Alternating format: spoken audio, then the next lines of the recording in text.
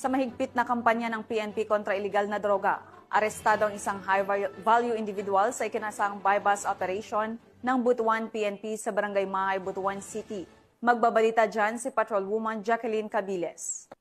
Ang mahigpit na kampanya ng Butuan City Police Office laban sa iligal na droga matapos maaresto ang isang high-value individual sa matagumpay na buy-bust operation na kanilang isinagawa. Ang operasyon na ito ay pinangunahan ng mga operatiba ng Station Drug Enforcement Unit ng Butuan City Police Station 1 na isinagawa sa Barangay Mahay, Butuan City. Kinilalang suspect na si alias Dar, 48 taong gulang, may asawa, isang laborer at residente ng Tagbina, Surigao del Sur. Nasamsam mula sa kanyang isang pakete ng sigarilyo na naglalaman ng 4 na heat-sealed transparent plastic sachet ng hinihinalang shabu.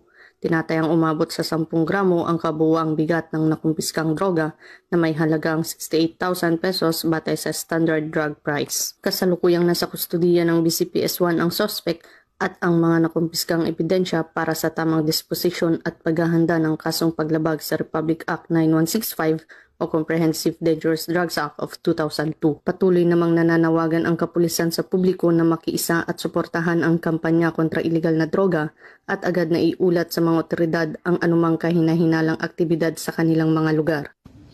Mula dito sa Police Regional Office 13, ako ang inyong PNN correspondent, Patrolwoman Jacqueline Cabiles, alagad ng batas, taga-taguyod ng Balitang Pulis.